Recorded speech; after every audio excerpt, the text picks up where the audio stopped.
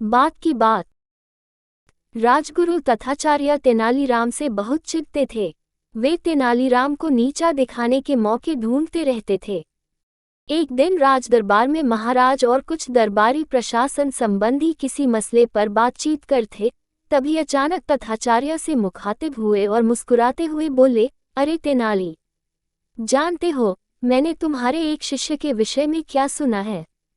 राजगुरु जी, जरा रुकिए।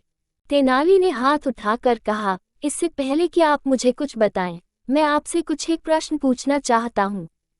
राजा कृष्णदेव राय और दरबारी भी अपनी बातचीत बीच में छोड़कर तेनालीराम और राजगुरु की बातें सुनने लगे।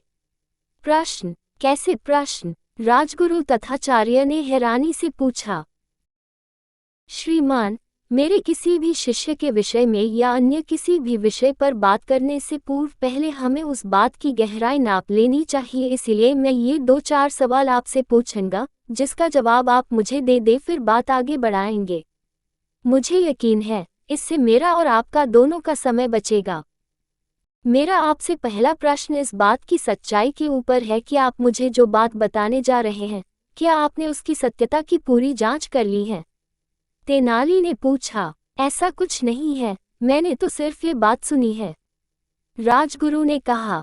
ठीक है, तेनाली बोला, तो आप नहीं जानते कि यह बात सच है या नहीं?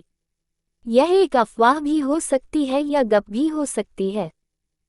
तेनाली आगे बोला, अब मेरा दूसरा प्रश्न आपसे बात की अच्छाई पर है कि आप मेरे शिष्य के विषय में जो बात बताने जा रहे हैं, क्या वह अच्छी बात है? नहीं तेनाली, बल्कि वह तो तथाचार्य ने बोलना चाहा, तभी तेनालीराम ने उन्हें टोकते हुए कहा, इसका मतलब है कि आप मुझे मेरे शिष्य के विषय में कोई बुरी बात बताने जा रहे हैं, जबकि आपके पास उसकी सच्चाई का कोई सबूत नहीं है। तथाचार्य ने अपने कंधे उचकाते हुए सिर हिलाया, पर अब तक उनके चेहरे की मुस्कान गायब हो चुकी थी। तेनाली ने आगे कहा, चलिए अब आते हैं तीसरे प्रश्न पर, जो बात की उपयोगिता पर है कि आप मुझे जो बात बताने जा रहे हैं, उसकी मेरे या आपके या शिष्य के लिए कितनी उपयोगिता है? पता नहीं, राजगुरु हकलाने लगे।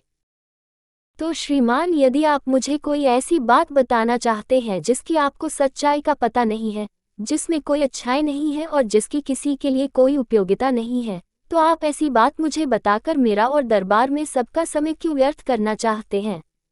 तेनालीराम ने पूछा। राजगुरु तथाचार्य के पास कोई जवाब नहीं था। महाराज और सभी दरबारियों के सम्मुख उनकी हेठी हो गई थी। वे चुपचाप सिर झुकाकर बैठ गए।